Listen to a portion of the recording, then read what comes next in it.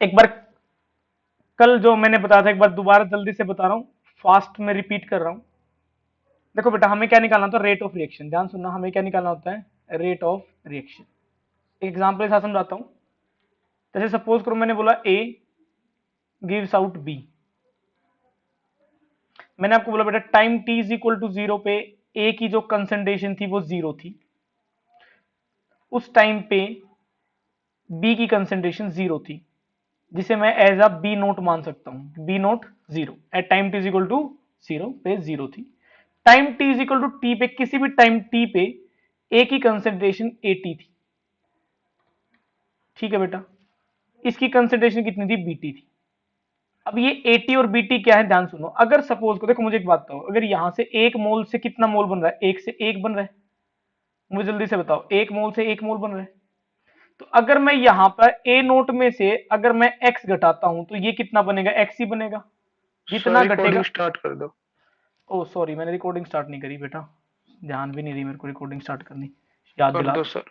चलो, होगी होगी, स्टार्ट कर दी मैंने। चलो अब ध्यान सुनना बेटा। तो मैंने आपको बोला B T is equal to X. अब ध्यान सुनो आगे। भाई एक लॉजिक समझो, मैं एक एग्जांपल और समझाता हूं। जैसे मैंने आपको बोला नाइट्रोजन से N2 plus 3H2 gives out two ammonia. मैं आपको ये बताऊं, आप मुझे एक बात बताओ, अगर तीन, देखो यहां पर स्टेटमेंट का मतलब समझो, मतलब क्या बेटा? यहां पर मतलब है एक मोल नाइट्रोजन, एक मोल नाइट्रोजन। यहां पर क्या मतलब है? तीन मोल हाइड्रोजन। यहां पर क्या मतलब है? दो मोल अमोनिया। ये आप लोग ना सब स्टोइचियोमेट्रिक इक्वेशंस के अंदर पढ़ते थे फर्स्ट चैप्टर के अंदर, सम बेसिक कंसेप्ट के अंदर। अब ध्यान सुनो, यहां पर मतलब है बेटा एक मोल नाइट्रोजन से दो मोल अमोनिया बन रहा है। इसका मतलब एक तो ये है, आप ये बोल सकते हो one mole of nitrogen produces two mole of ammonia. एक मतलब तो ये है इसका। इसलिए बता रहा हूं क्योंकि आगे जरूरत पड़ेगी जब मैं स्टोइचियोमेट्री चेंज करूंगा यहां पर। इसका दूसरा मतलब ये भी है कि तीन मोल हाइड्रोजन दो मोल अमोनिया बनाएगा। इसका दूसरा मतलब ये भी है कि दो mole of, sorry, three mole of hydrogen कितना मोल अमोनिया बनाएगा? दो मोल। इसका मतलब ये भी है। तो अगर मुझे एक बात बताओ, अगर यहां से एक बन रहा है तो अगर एक्स घटेगा यहां से तो एक्स ही बनेगा। क्या इस बात से सेटिस्फाई हो? क्या इस बात से सेटिस्फाई हो आप लोग?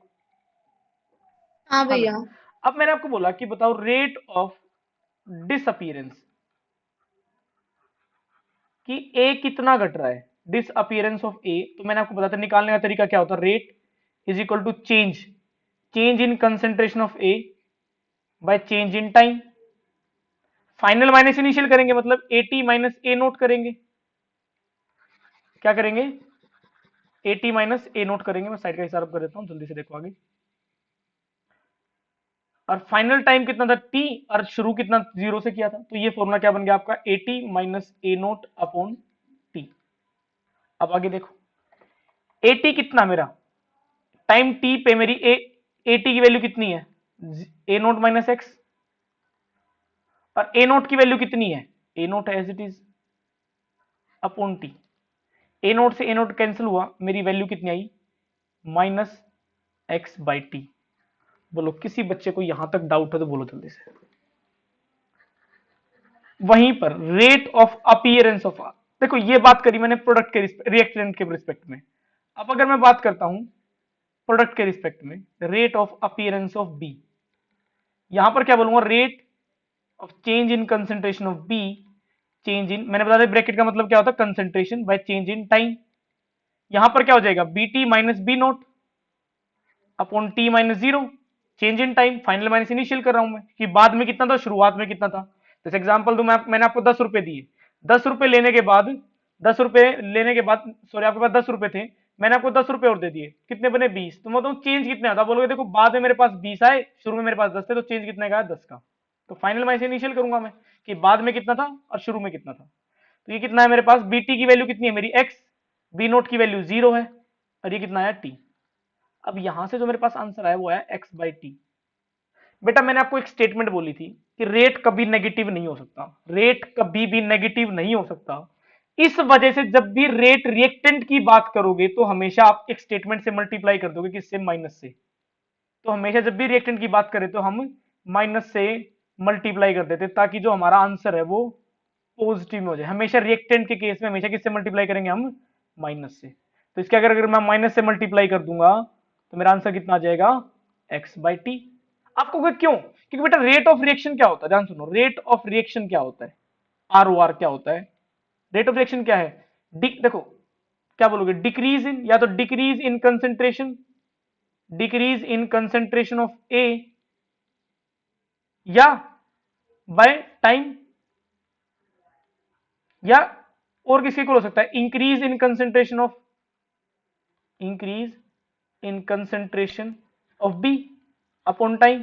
भाई सिंपल सी बात है कि ए कितना घट रहा है वो भी रेट है, मतलब जो रिएक्टेंट है वो कितना घट रहा है वो भी रेट है आपका, और बी कितना बढ़ रहा है वो भी आपका रेट है। भाई दोनों इक्वल है, इसका आंसर आया -x/t और दूसरे का आंसर आया x/t, ये क्या इक्वल है, नहीं, इसलिए इसको इक्वल बनाने के लिए हम माइनस से मल्टीप्लाई करते हैं, ये रीजन है। तो यहां से एक बात ध्यान रखना कि जब भी रिएक्टेंट की बात करोगे माइनस से मल्टीप्लाई करोगे, ये चीज मैंने आपको इसलिए बताई क्योंकि मैंने कल कराया था, कल जो बच्चा नहीं था उसे समझ में आया। शशिकांत समझ में आया बेटा, शशिकांत? Yes sir. अब देखो ध्यान सुनो, अगर मान लो बेटा अब मैंने इस इक्वेशन को चेंज कर दिया, ध्यान सुनना, मैंने अब इस इक्वेशन को चेंज कर दिया, सपोज करो मैंने बोला आपको 2a gives out 3b,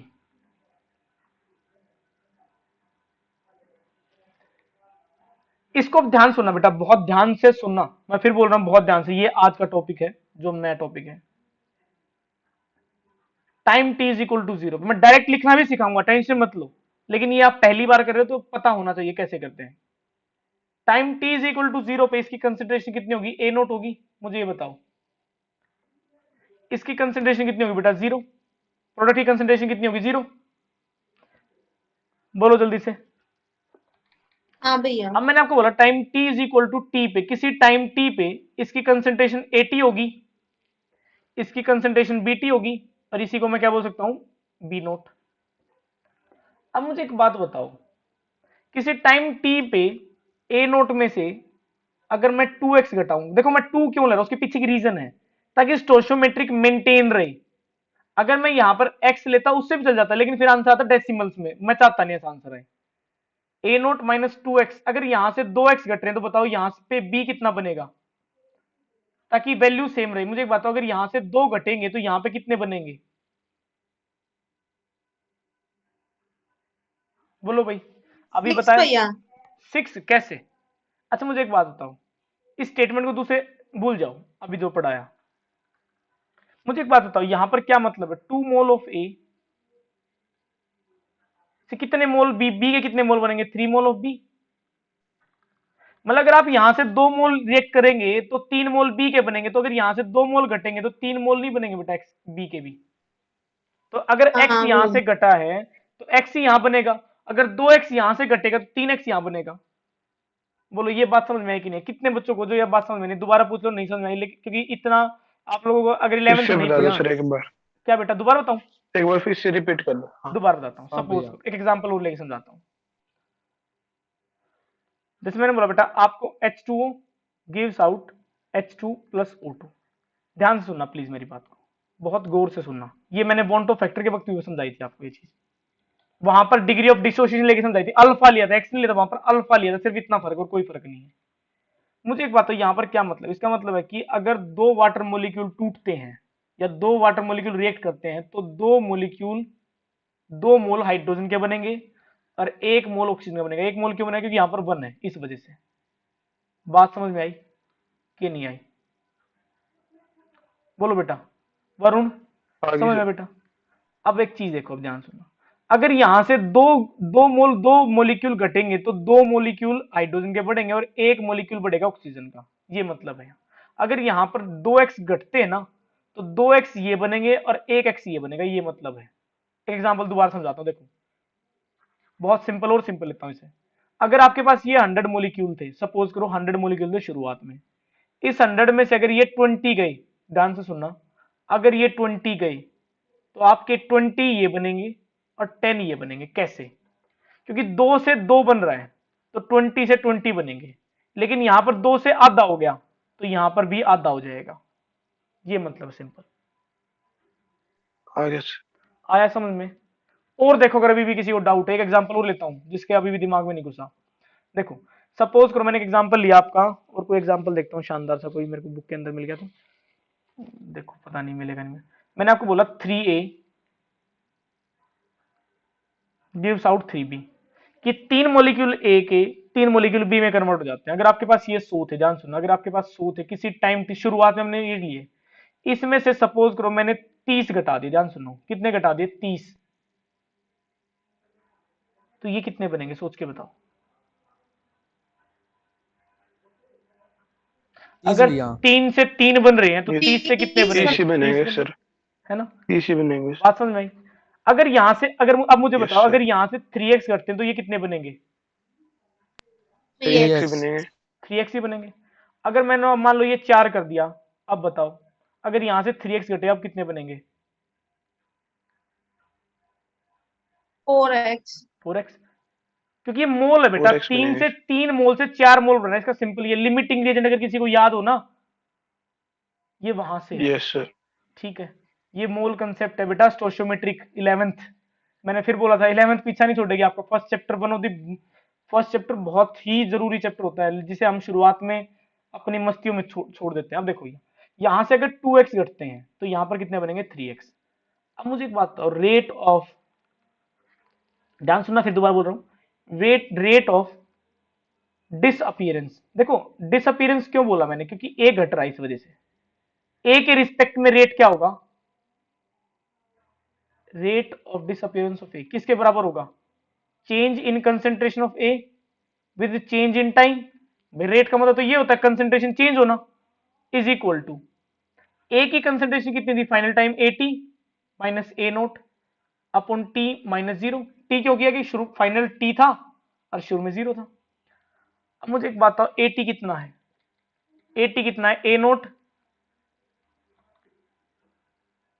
A naught A0 minus minus 2x 2x is equal 2x minus A naught upon A T naught. Minus 0। यहां से क्या आंसर आया मेरा? A naught Zero। से ए नोट गया, कितना आंसर आया? Minus 2x yes, by minus 2x by T. पहली बात, माइनस में आंसर आ नहीं सकता। बात समझ में आई? ये बात समझ में आई? यस सर, हम फॉर्मूले के आगे माइनस लगा तो देंगे। इसलिए हर एक जब भी हम क्या देखो, यहां क्या है, किससे मल्टीप्लाई करेंगे पूरे फॉर्मूले को? माइनस से। बात समझ में? तो आंसर कितना हो गया हमारा? 2x by T. 2x by t। इस बात से सेटिस्फाई हो आप लोग? हाँ भैया। अब बात करते हैं rate of appearance of A, rate of appearance of B. Rate क्या होता है? Change in concentration of B with respect to change in time. Simple, कोई इसमें लंबी चौड़ी बात नहीं है। अब मुझे एक बात बताओ, फाइनल कितना था? बीटी। इनिशियल कितना था? B note. टी माइनस 0 करूंगा, बीटी की वैल्यू कितनी है बेटा? 3x 3x। शुरू में कितना था? 0। आंसर कितना आया? 3x by t। एक बात बताओ, अगर मैंने आपको 10 रुपए दिए हैं तो आपके 10 रुपए बढ़े। अगर मैं 10 रुपए, मेरे 10 रुपए घट रहे हैं तो आपके 10 रुपए बढ़ रहे हैं, तो क्या ये वैल्यू अलग हो सकती है? पर रेट ऑफ डिसअपियरेंस ऑफ ए, जितना ए घट रहा है उतना ही रेट तो सेम होना चाहिए। क्यों? अभी मैंने एग्जांपल समझाता हूं। यहां पर वैल्यू आ रही है 2x बाई टी, ध्यान सुना मेरी बात को, यहां पर आ रही वैल्यू 2x बाई टी, यहां आ रही 3x बाई 2। ये कैसे हो सकता है? ये कभी नहीं हो सकता। क्यों नहीं हो सकता? सुनो ध्यान से, दोबारा जाओ रेट ऑफ रिएक्शन पे। मैंने आपको बताया रेट ऑफ रिएक्शन क्या होता है? Change in concentration, change in concentration of reactant, या तो रिएक्टेंट ले लो, by time taken, is equal to change in concentration of product upon time taken. अपनी कॉपी खोल के देखो क्या मैंने कल लिखवाया था ये। अब मुझे एक बात बताओ, रेट ऑफ रिएक्शन रिएक्टेंट के हिसाब से तो आंसर आ रहा है कितना? रिएक्शन के हिसाब से 2x बाई टी, और प्रोडक्ट के हिसाब से आ रहा है 3x बाई टी। कैसा हो सकता है 2x बाई टी? क्या 3x बाई टी के इक्वल हो सकता है? ये बताओ मुझे। नहीं भैया। नहीं। तो अब मुझे एक बात बताओ, तो अगर मुझे ये इक्वल बनाना है तो क्या करूं, क्या किया जाए? क्या किया जाए? मल्टीप्लाई करना पड़ेगा अब ध्यान भैया। से सुनना, तो इसको किससे डिवाइड किया मैंने? इसको किससे डिवाइड कर दूं? 2 से।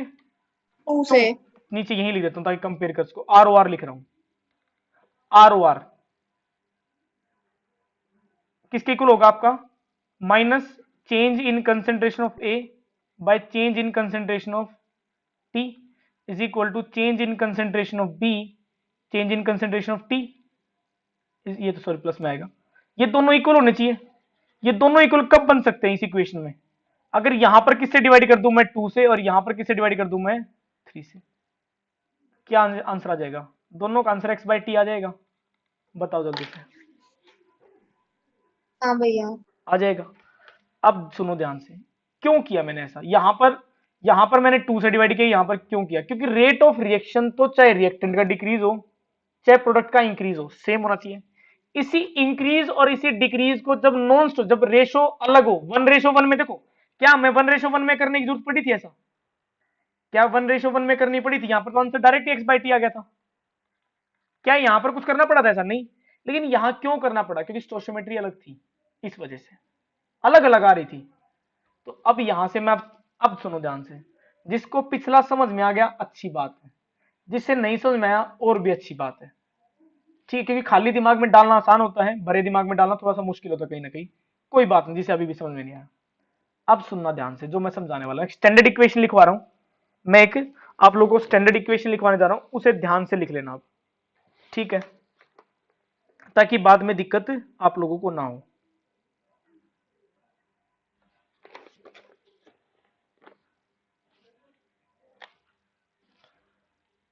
सपोज करो A plus B gives out C, small C upon capital C plus small D upon capital D. अगर आपसे एग्जाम में पूछा जाए, ध्यान सुनना, मेरी बात को बहुत गौर से सुनना, आपसे एग्जाम में पूछा जाए rate of reaction with respect to A and B, मतलब कुल मिला के किसकी बात करी जाए? रिएक्टेंट की। अगर रिएक्टेंट के रिस्पेक्ट में बात करी जाए, इसी को हम क्या बोल सकते हैं? Rate of disappearance. ये स्टेटमेंट यूज होती है एग्जाम में, जो कंफ्यूज करेंगी बाद में। रेट ऑफ डिसअपियरेंस ऑफ ए और बी या रिएक्टेंट एक ही बात है। सिंपल रेट क्या होता है? चेंज इन कंसेंट्रेशन, मतलब रिएक्टेंट के केस में माइनस लगाओगे, change in concentration of A change in time, या किसके इक्वल होगी? बी की बात करी जाए तो किसके इक्वल हो जाएगी? Minus change in concentration of B upon change in concentration of change in time. कुल मिला के बात ऐसी है कि जब रिएक्टेंट की बात करी जाए तो माइनस का साइन लगाना है, पहली बात। और जब आपसे रेट ऑफ रिएक्शन किसी के रिस्पेक्ट में पूछी जाए तो आपको स्टोशियोमेट्रिक से कोई मतलब नहीं, उसके आगे ए लिखा, बी लिखा, सी लिखा, डी लिखा, कुछ लिखा हो, क्या मतलब है? अगर आपसे इसी क्वेश्चन में पूछता कि बताओ रेट ऑफ, ध्यान सुनना, अगर आपसे क्वेश्चन में पूछा था rate of disappearance of A कितना है, तो आप बोलते 2x बाई टी। आपसे एग्जाम पूछा rate of appearance of B कितना है, आप बोलते 3x बाई टी। लेकिन आपसे पूछा रेट ऑफ रिएक्शन क्या है, तो आप बोलते x बाई टी। समझाता हूं क्वेश्चन के साथ, बात समझ में आई? वहीं पर अगर आपसे पूछा जाता rate of appearance, rate of reaction with respect to C and D, या क्या पूछा जाता बेटा आपको? प्रोडक्ट। क्या बात की जाती है आपकी? प्रोडक्ट की। या इसी को कई बार क्या ले देते हैं? Rate of appearance. दोनों चीजें इसलिए लिख रहा हूं क्योंकि एग्जाम में लिखी क्वेश्चन के वक्त बड़ी कॉम्प्लिकेट कर देते हैं आप लोगों को, फिर आप कंफ्यूज हो जाते हो। सी डी या प्रोडक्ट, कुछ भी लिखा हो एक ही बात है, मतलब प्रोडक्ट अपीयर होता है, प्रोडक्ट बनता है, इस वजह से। तो इसकी वैल्यू प्लस में होगी, मतलब लगाओ या ना लगाओ एक ही बात है, लेकिन आप प्लस में रखोगे, क्योंकि रेट नेगेटिव नहीं हो सकता, इस वजह से माइनस से मल्टीप्लाई करना पड़ा।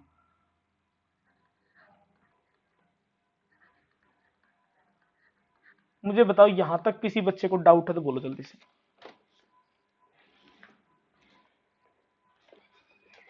जल्दी से बोलो, एक एग्जांपल लेके समझाऊंगा, टेंशन मत लो, लेकिन फिलहाल मुझे ये बताओ ये बात समझ में आई कि नहीं आई?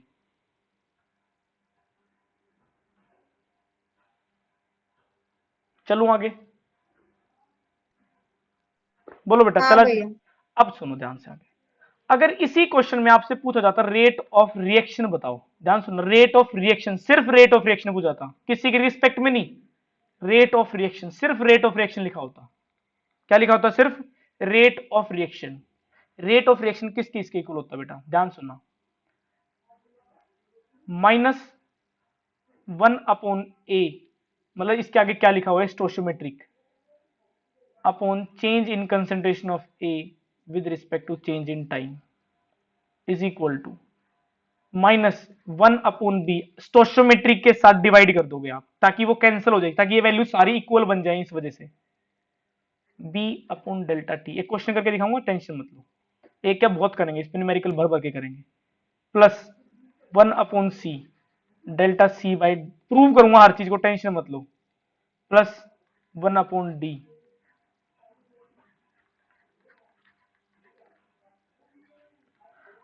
अब क्या मतलब है, ध्यान सुनो, मुझे एक बात बताओ, पहले तो मुझे बताओ रेट ऑफ रिएक्शन से मैं क्या मतलब है कि स्टोशियोमेट्रिक से डिवाइड कर दोगे इनके, 1/जोन क्या लिखा, 1/ कर दोगे उसे। हाँ बेटा बोलो, किसी बच्चे को यहां तक डाउट हो तो पूछो जल्दी से। नहीं भैया। अब सुनो ध्यान से, मुझे एक बात बताओ, ये क्या चीज है, सिर्फ delta C by delta T की बात करो तो क्या है ये, rate of appearance of C, तो आप चाहो तो लिख सकते हो, ये है rate of reaction with respect to C, ये क्या, सिर्फ इतना वाला हिस्सा, ये क्या है, rate of reaction of D, लेकिन ये पूरा किसके इक्वल है, ध्यान सुनो, ये पूरा किसके इक्वल है, रेट ऑफ रिएक्शन के, ये मतलब है पूरा है रेट ऑफ रिएक्शन के इक्वल, लेकिन सिर्फ डेल्टा के साथ, मतलब कोफिशिएंट नहीं लगा 1/, वो है रेट रिस्पेक्ट टू C या D या A या B। एग्जाम्पल के साथ समझाता हूं, स्क्रीनशॉट लेना, स्क्रीनशॉट ले लो, लिखना चाहते हो तो लिख लो, आराम से लिख लो, कोई दिक्कत नहीं मुझे, भैया लिखना है। जल्दी से लिखो, फिर टाइम दे रहा हूं, जल्दी से लिखो।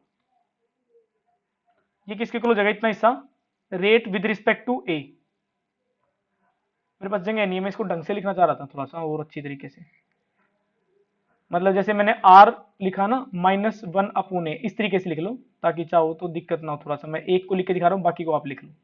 देखो कोई आपसे पूछे सिर्फ ये वाला हिस्सा क्या है, rate of reaction with respect to A, कोई आपसे पूछे ये पूरा क्या है, ये पूरा किसके इक्वल है, रेट ऑफ रिएक्शन के इक्वल, ये मतलब मेरा, ये पूरा है रेट ऑफ रिएक्शन, लेकिन सिर्फ इतना वाला हिस्सा क्या है, rate of reaction with respect to A, इस तरीके से आप लिख सकते हो सारे को। शशिकांत, वरुण, वरुण बेटा समझ में आया आपको, वरुण, वरुण आवाज आ रही है बेटा आपके पास मेरी, अभी आ गया। आ गया, अच्छा जी,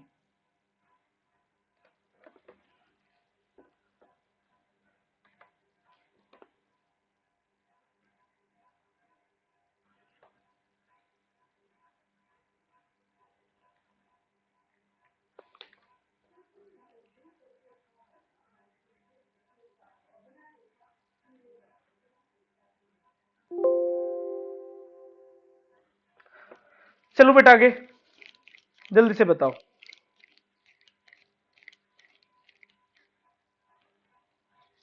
एक मिनट और।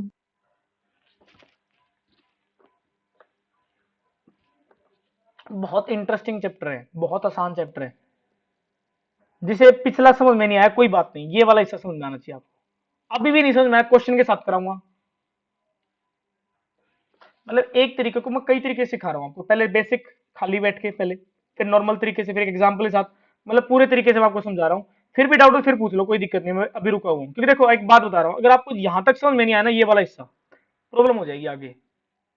केमिकल काइनेटिक्स अगर आपने बेटा एक लेक्चर भी मिस किया ना, बहुत कुछ मिस कर दोगे, ध्यान रखना, मैं इसलिए फिर कह रहा हूँ, जिसने इलेक्ट्रोकेमिस्ट्री में गलती करी ना, कुछ लेक्चर मिस कर दिए, कोई बात नहीं, इलेक्ट्रोकेमिस्ट्री इस चैप्टर के साथ कोई लेने देना नहीं है, इलेक्ट्रोकेमिस्ट्री का सिर्फ एक मेटलर्जी में थोड़ा सा हिस्सा काम आएगा, और एक ऑर्गेनिक केमिस्ट्री में एक रिएक्शन है सिर्फ, कोलबे इलेक्ट्रोलिसिस, सिर्फ एक रिएक्शन, उन दो चीजों छोड़ दो, इलेक्ट्रोकेमिस्ट्री चैप्टर किसी चैप्टर के साथ कोई लिंक नहीं है, हाँ इस चैप्टर के साथ सरफेस केमिस्ट्री में लिंक है, ऑर्गेनिक केमिस्ट्री का फर्स्ट चैप्टर है हेलोल्केन हेलोरिन, वहां SN1 SN2 से रिएक्शन से इतने क्वेश्चन बनते भर भर के, उसका इस चैप्टर के साथ लिंक है, इनडायरेक्ट लिंक है, सिर्फ ये पूछा था कि ऑर्डर ऑफ रिएक्शन क्या है, हाँ उसके न्यूमेरिकल्स वहां नहीं है, न्यूमेरिकल कोई लेन देन नहीं है वहां से, लेकिन फिर कह रहा हूं एक चैप्टर भी एक लेक्चर भी अगर आपने मिस कर दिया बहुत कुछ नुकसान कर लोगे। प्लीज इस चैप्टर के अंदर मिस मत करना, बहुत परेशान हो जाओगे बहुत ज्यादा।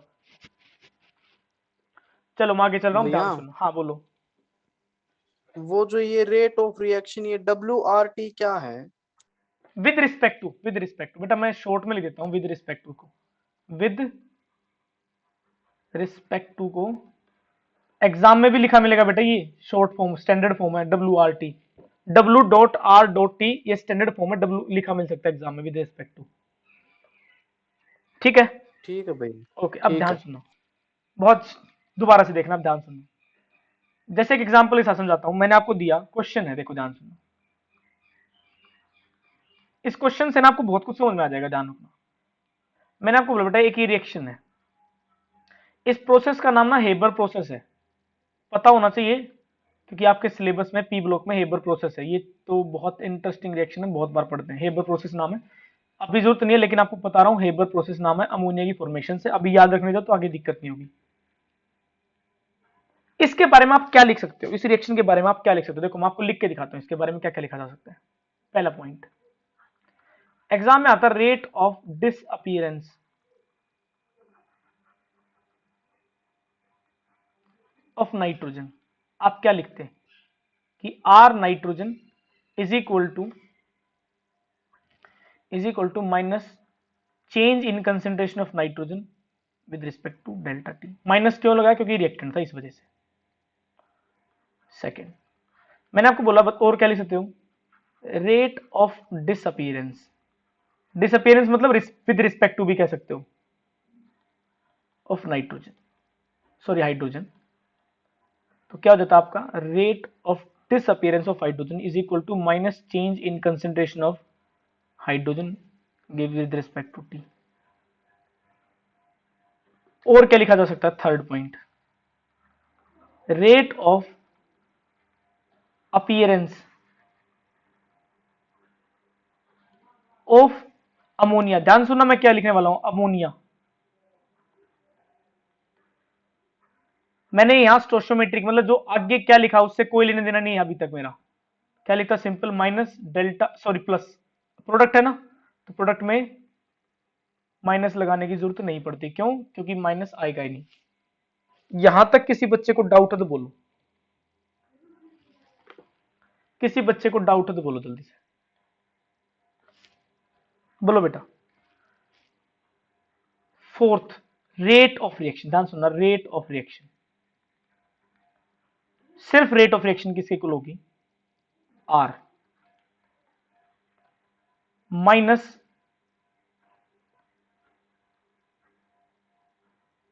अच्छा मुझे एक बात बताओ, आपके दिमाग में आ रही होगी, माइनस 1/1 लिख दूं, एक ही बात है क्योंकि यहां कुछ नहीं है तो 1 है, तो इसलिए मैंने 1/1 नहीं लिखा। ठीक है, इज इक्वल टू माइनस 1/3। 3 क्यों लिखा? क्योंकि ये 3 रहा इस वजह से। Change in concentration of hydrogen plus 1/2। 2 क्यों लिखा? क्योंकि इसके आगे 2 लिखा इस वजह से।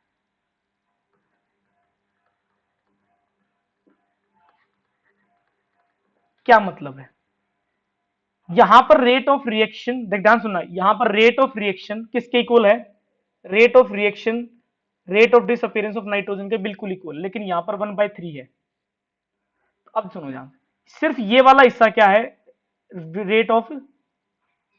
तो इस इक्वेशन को मैं ऐसे भी लिख सकता हूं ना, देखो एक और तरीके से लिखना चाहूं, इसको क्या लिख सकता हूं? माइनस RN2, क्योंकि देखो ये इसी के इक्वल है, is equal to 1/3 rate with respect to hydrogen is equal to minus के साथ, sorry, plus 1/2 rate with respect to ammonia.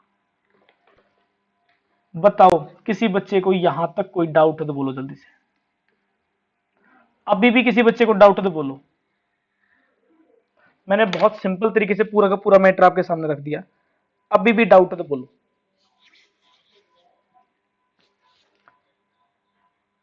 बोलो बेटा जी, बोलो भाई।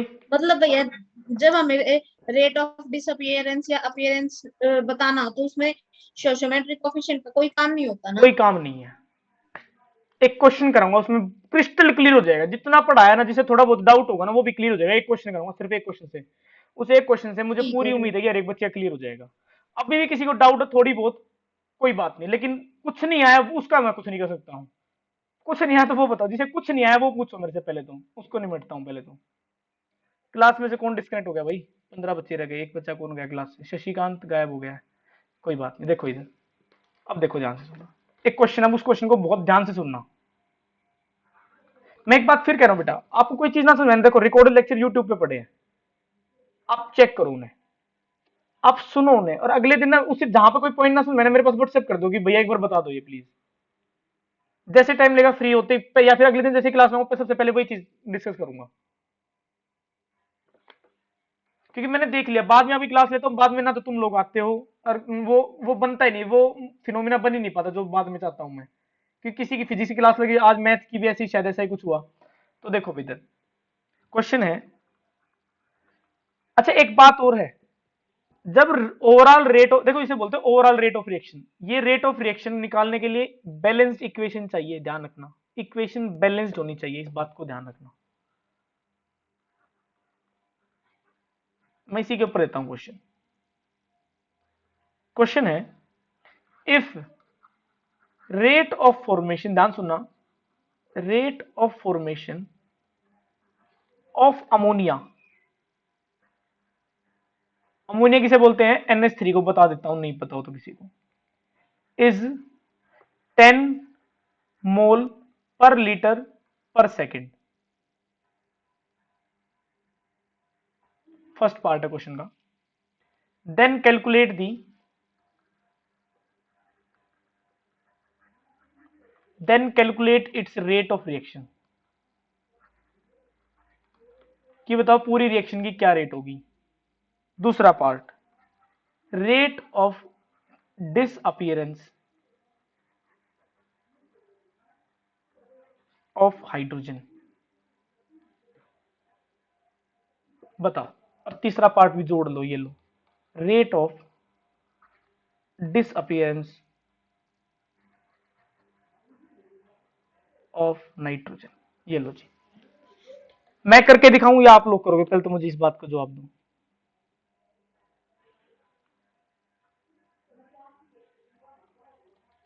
बताओ खुद करोगे या मैं करूं? पहले तो मुझे बताओ। भैया ट्राई करेंगे। ट्राई करो, फिर मैं कराता हूं, जल्दी करो लेकिन।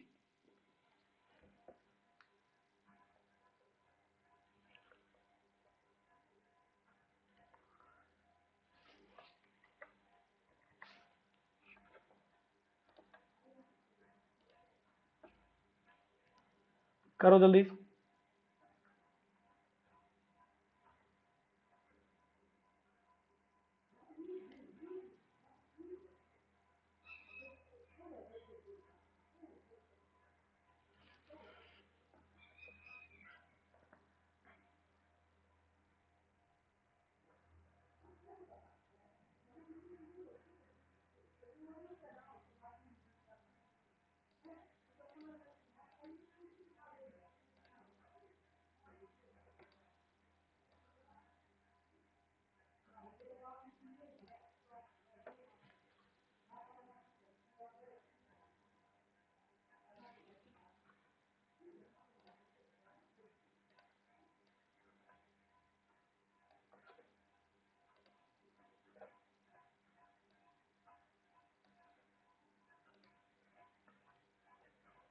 देखो किसी का आंसर आया?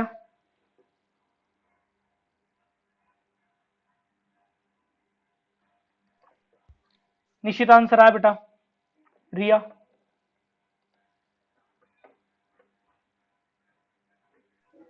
कर रहे हैं भैया। आयुष,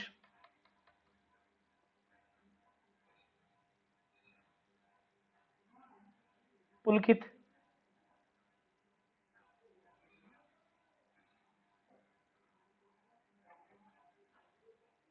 चलो देखो मैं कराता हूं।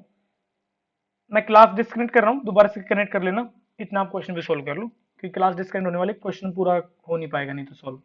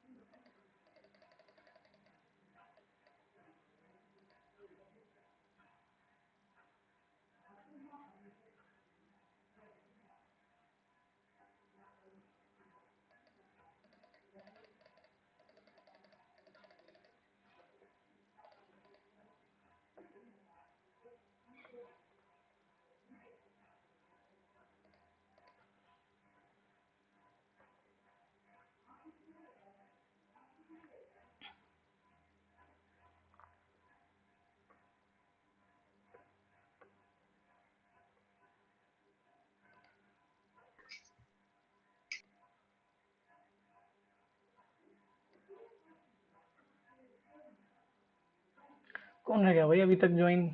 दो बच्चे और 2-3 बच्चे और रह गए।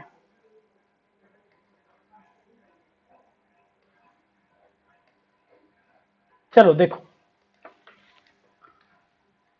अब मुझे एक बात बताओ, पहली स्टेटमेंट मैंने आपसे क्या पूछी है, ध्यान सुनना मेरी बात। मैंने आपसे पहले क्या पूछा है? Rate of reaction. क्या पूछा मैंने आपसे? Rate of reaction. मुझे एक बात और, रेट ऑफ रिएक्शन किसके बराबर होता है? आर ओ आर किसके बराबर होता है? माइनस, क्या लिखूंगा बेटा? माइनस डेल्टा N2 अपॉन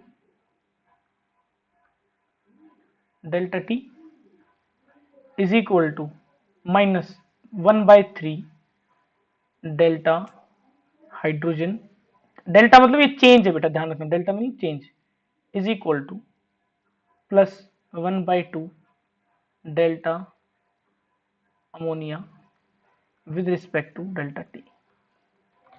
क्या मैं ये लिख सकता हूं? मुझे ये बताओ बेटा, क्या ये स्टेटमेंट लिखी जा सकती है? किसी बच्चे को इसमें कोई डाउट हो तो बताओ जल्दी से। हाँ बेटा, मुझे ये बताओ, इस पॉइंट में किसी बच्चे को डाउट है तो बताओ जल्दी से। इस लाइन में किसी बच्चे को कोई दिक्कत, कोई समस्या है तो बताओ जल्दी से। इसे 1 बाय 1 लिख देता हूं, ज्यादा परेशान हो रहे हो तो ये लो जी। बोलो बेटा, वरुण बोलो बेटा, कोई डाउट है इस लाइन में? मुझे बताओ। सागर, तान्या। नहीं भैया कोई डाउट नहीं। अब मुझे एक बात बताओ, आपको क्वेश्चन में क्या दिया गया है? Rate of formation of ammonia.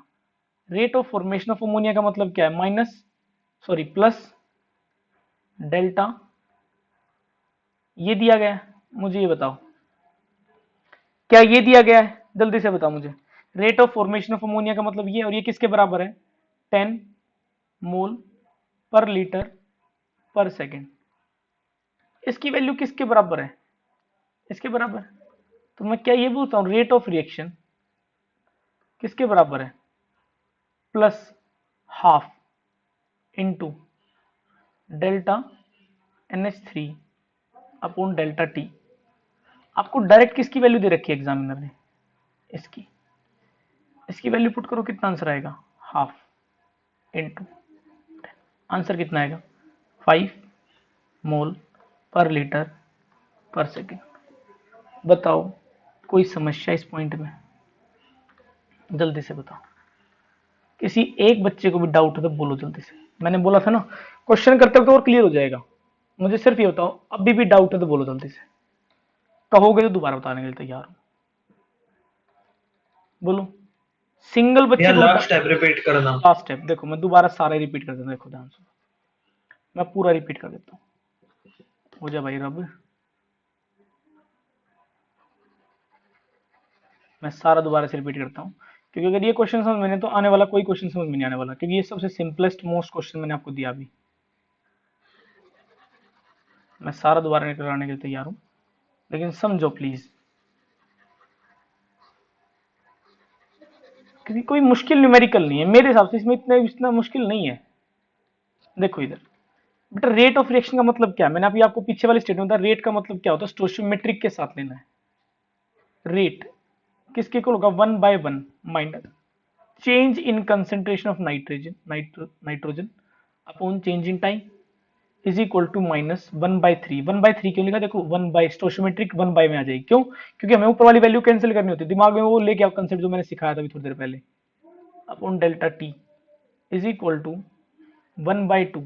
Product के केस में प्लस क्यों लगाया? क्योंकि बनने वाली चीज पॉजिटिव में आ रही, डिक्रीज होने वाली चीज नेगेटिव में आ रही, उस नेगेटिव को प्लस में कन्वर्ट करने के लिए माइनस से मल्टीप्लाई कर रहे हैं हम यहाँ पे। Change in concentration of ammonia with change in time. अब हमें क्या दिया है? गिवन एग्जामिनर ने क्या दिया है हमें?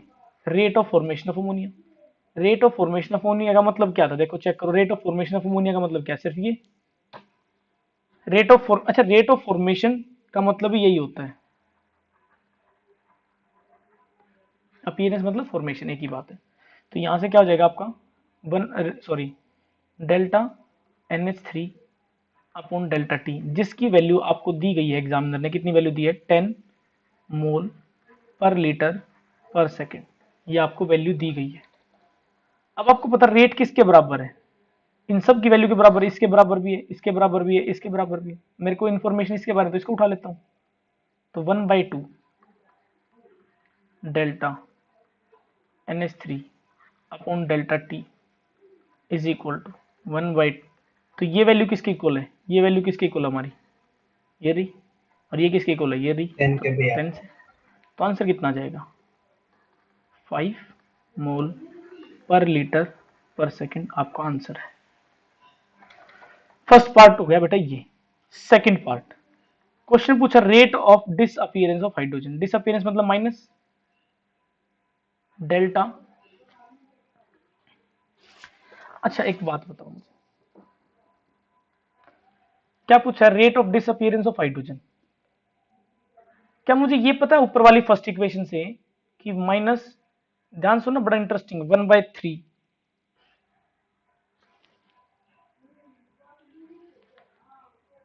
Into delta H2 by delta T। मुझे एक बात बताओ बेटा, ध्यान से सुनना जो मैं बोलने वाला हूं, अब जो स्टेटमेंट अब मैं बोलने वाला हूं उस बात को बहुत गौर से सुनना। क्या इसी इक्वेशन को मैं ये लिख सकता हूं,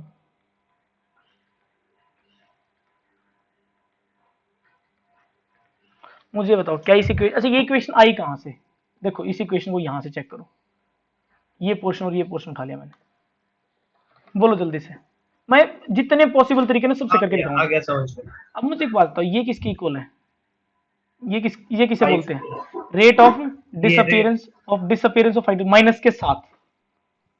हाँ तो क्या हो भैया जाएगा, क्या लिख सकता हूं मैं, rate of disappearance of hydrogen is equal to minus delta upon delta T. क्या ये लिखा जा सकता है, इज हाँ इक्वल भैया टू, ये 3 इस तरफ चला जाएगा, मुझे ये बताओ ये 3 किस तरफ चला जाएगा, इधर चला जाएगा। तो आंसर कितना हो जाएगा, ठीक 3 है इंटू 5 R हो जाएगा। ये बताओ हाँ भैया R की वैल्यू कितनी निकाली आपने, 5 तो आंसर कितना हो जाएगा, 3 into 5 is equal to 15 mole per litre per second. मुझे ये बताओ ये बात किसे समझ में नहीं आई, सेकंड पार्ट किसे समझ में नहीं आया, आ गया भैया। इसी बात पे मुझे थर्ड पार्ट बता दो जल्दी से। अच्छा एक बात, रुक जाओ, एक चीज और बता देता हूँ लगे हाथ। मान लो किसी का दिमाग कह रहा है कि भैया हम क्यों गए इतने लंबे मेथड से, हम इन दोनों को कंपेयर कर लेते हैं, ये लो हम इन दोनों को कंपेयर कर सकते हैं डायरेक्ट। कैसे, चेक करते हैं। आप मुझे ये बताओ 1/3 rate of 1/3 into minus delta H2 upon delta T, ये लो मैं वो माइनस को भी आगे ले आता हूँ, माइनस 1/3 किसके इक्वल है, 1/2 इंटू डेल्टा अमोनिया। आप इस मेथड से भी कर सकते थे, कोई दिक्कत नहीं है। क्या इसके इक्वल होगा बेटा, मुझे जल्दी से बताओ, क्या ये इक्वल होगा, दूसरा हाँ मेथड है ये भैया। तो मुझे एक बात बताओ, 1/3 into minus delta hydrogen upon delta T is equal to, क्या मैं ये लिख सकता हूं delta ammonia upon delta T। क्या ये लिखा जा सकता है, 1/2 था ना यहाँ पे, ये भी लिखा जा सकता है। और ये किसके इक्वल है,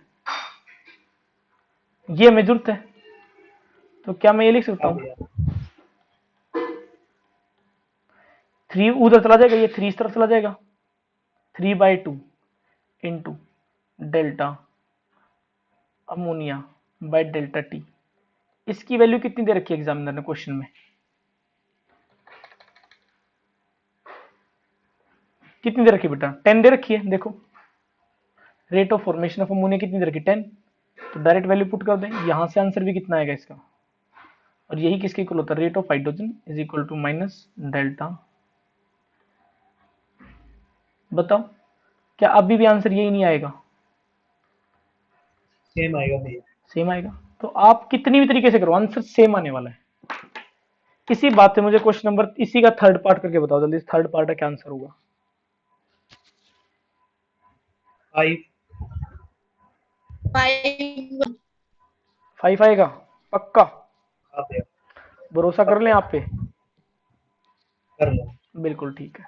हाँ भैया कर रही किस हूँ। बच्चे को समझ में नहीं आया, हैंड रेज करके बताओ एक बार, ईमानदारी से बताओ, किस बच्चे को समझ में नहीं आया अभी तक क्लास के अंदर? या मेरे पास मैसेज कर दो, पर्सनल मैसेज कर दो अगर शर्म आ रही है तो किसी को। वैसे शर्माने की कोई बात है नहीं, तुम सारे एक जैसे हो, खासकर मेरे लिए तो सब बराबर हो। सागर समझ में आया बेटा? आयुष, पुलकित, पुलकित आप बताओ।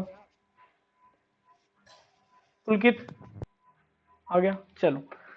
इसी बात पे मुझे क्वेश्चन, इसका आंसर लिख लो, फिर थर्ड पार्ट का क्या आंसर हो जाएगा? भैया हाँ बोलो। ये पीछे करना, ये लो जी। ये यहाँ पे 3 into r आया है, जब ये डिसअपीयरेंस ऑफ x को निकालने पे ये r कौन सा है? दोबारा बोलो, ये यार बेटा, ये वाला। हाँ बेटा हाँ ये कैसे आया? देखो, अच्छा देखो इधर देखो, ये आर मैंने देखो कहां से निकाला, देखो बेटा, rate, overall rate of reaction किसके बराबर है? इसके बराबर भी है। ये लिखनी आई थी, ये समझ में आई थी मुझे, ये बताओ, ये पहले तो ये बताओ, ये बात समझ में आई थी ऊपर वाली इक्वेशन कैसे लिखी थी? हाँ भैया। अच्छा मुझे बताओ, देखो एग्जामिनर ने मुझे rate of formation of ammonia दे रखा है जिसकी वैल्यू 10 थी, तो मैं इस इक्वेशन को इसके इक्वेट कर सकता हूं क्योंकि इसके बराबर है। चेक करो, इसकी वैल्यू मुझे दे रखी है एग्जामिनर ने, तो इसकी वैल्यू 10 पुट कर दी मैंने। 10 देखो ये दे रखी है ऊपर, देखो क्वेश्चन के अंदर, तो आंसर 5 आया है। तो इसलिए आर की वैल्यू देखो ये पुट कर दी यहाँ पर 5, ये पुट करी है। वैल्यू तो समझ में आ गई, कैसे? बोलो दोबारा बोलो। वैल्यू तो समझ में आ गई थी, कैसे निकली? हाँ ये इनटू में कैसे आया? अच्छा, इनटू में कैसे है? अच्छा अच्छा, ओके ओके ओके, देखो इधर मुझे एक बात बताओ, ये वैल्यू किसके बराबर होती है? आर हाइड्रोजन के बराबर होती है। ये 3 देखो हाँ यहां चला गया, आर इसके, ये 3 इसके यहां चला गया।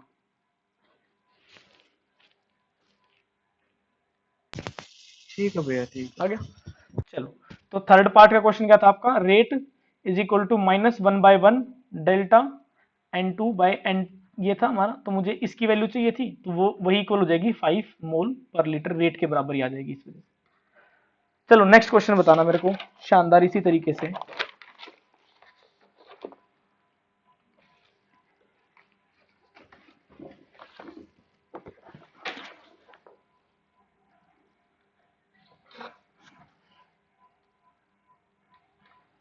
क्वेश्चन है बेटा, 3A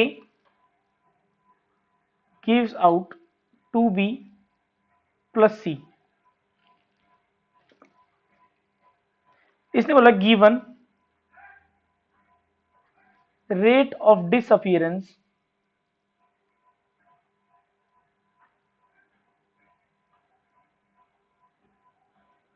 A is 0.01 mole per litre per second.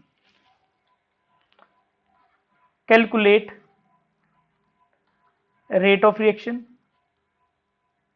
पहला part. Rate with respect to, मैं डायरेक्ट लिख रहा हूं शॉर्ट में, rate with respect to B and rate of with respect to C, third part ये है। बताओ जल्दी से बताओ, फास्ट।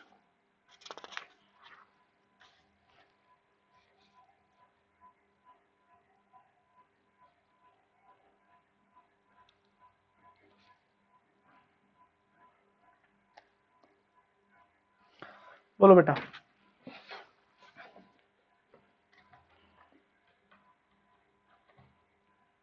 करें भैया सॉल्व।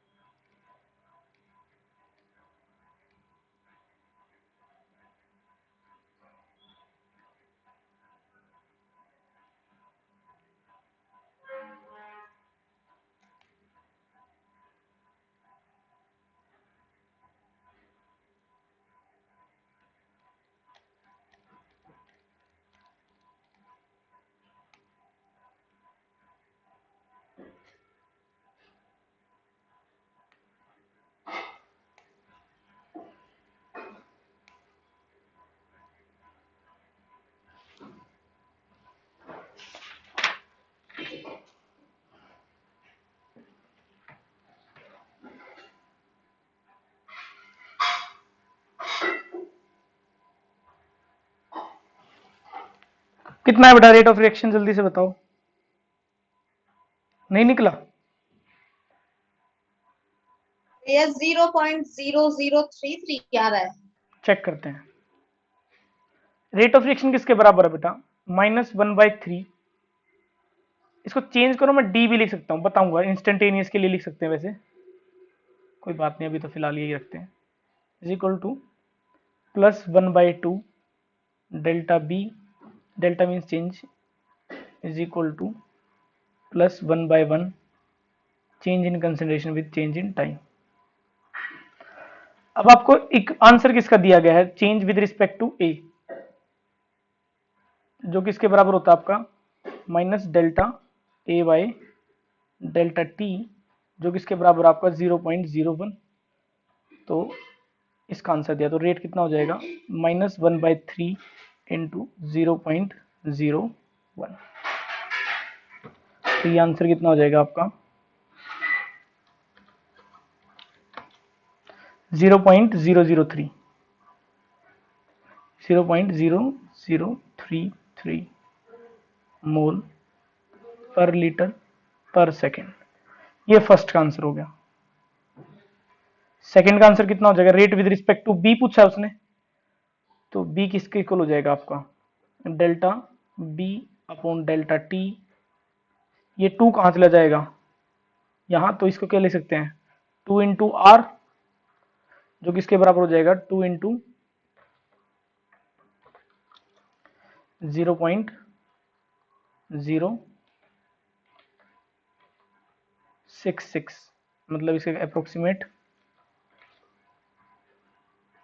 सॉरी इसको कैसे करें 2 इंटू 0.0033 से मल्टीप्लाई करेंगे तो कितना आंसर आ जाएगा 0.0066 आएगा। इसे अप्रोक्सीमेट करके हम 0.0067 मोल पर लीटर लिख सकते हैं, क्योंकि 66 ऐसे आएगा आपका आंसर। ठीक है, अब आपसे पूछा rate with respect to C, rate with respect to C किसके बराबर हो जाएगा, रेट के बराबर, जो कितना होगा आपका 0.003।